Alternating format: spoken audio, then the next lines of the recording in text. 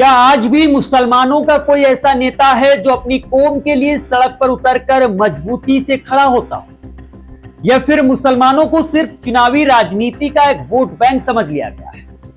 यह सवाल इसलिए उठ रहा है क्योंकि जब भी किसी मुसलमान पर कथित जुल्म, एनकाउंटर, बुलडोजर कार्रवाई, मस्जिदों से जुड़े विवाद या भेदभाव के आरोप सामने आते हैं तो सोशल मीडिया पर तो कई नेता दिखाई देते हैं, लेकिन जमीनी स्तर पर कितने नेता वास्तव में पीड़ित लोगों के साथ खड़े नजर आते हैं? यह सवाल है और यह सवाल बार बार जहन में घूम रहा है।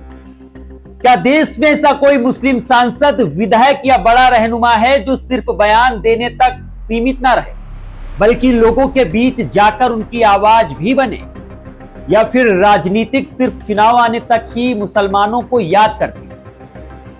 आज ये सवाल इसलिए भी चर्चा में है क्योंकि दिल्ली में मुस्लिम नेताओं और रहनुमाओं की एक अहम बैठक होने जा रही है। ऐसे में लोगों की निगाह इस बात पर है, क्या इस बैठक से सिर्फ बयान निकलेंगे या फिर मुसलमानों से जुड़े मुद्दों पर कोई ठोस रणनीति और जमीनी पहल भी देखने को मिले? हो सकता है ये सवाल कुछ लोगों को कड़वा लगे, लेकिन ये वही सवाल है जो आम लोगों के बीच बार बार उठते हैं।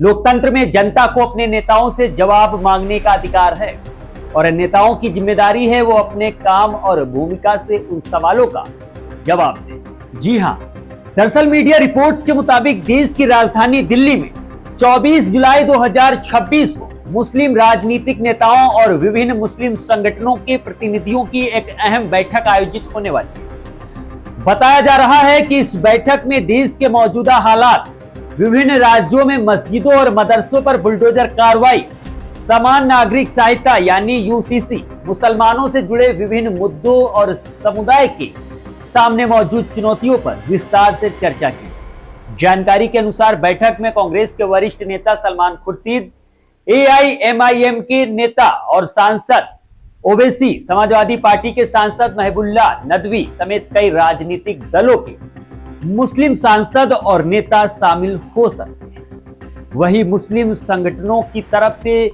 जमीयत उलेमाए हिंद के अध्यक्ष मौलाना अरशद मदनी, जमीयत उलेमाए हिंद महमूद गुट के अध्यक्ष मौलाना महमूद मदनी, जमात इस्लामी हिंद, जमात अहले हदीस और all India Muslim personal law board के प्रतिनिधियों के भी शामिल होने की बात कही जा रही है।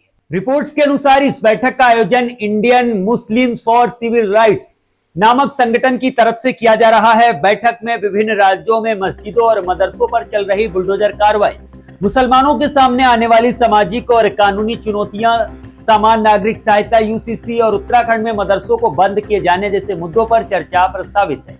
इसके अलावा मीडिया रिपोर्ट्स में यह भी दावा किया गया है कि बैठक के एजेंडे में यह सवाल भी शामिल हो सकता है कि यदि केंद्र और विभिन्न राज्य से मुसलमानों से जुड़े मुद्दों पर न्याय दिलाने में विफल रहती है तो क्या समुदाय को असहयोग आंदोलन, नॉन करप्शन मूवमेंट या चुनावों के बहिष्कार जैसे विकल्पों पर विचार करना चाहिए। हालांकि इस संबंध में किसी आधिकारिक निर्णय की पुष्टि नहीं हुई है। बताया जा रहा है कि इस विषय पर बैठक में शामिल राजनीतिक और सामाजिक नेता अपने अपने विचार रखेंगे। यह बैठक मुसलमानों से जुड़े सामाजिक मुद्दों पर विचार विमर्श के लिए महत्वपूर्ण मानी जा रही है।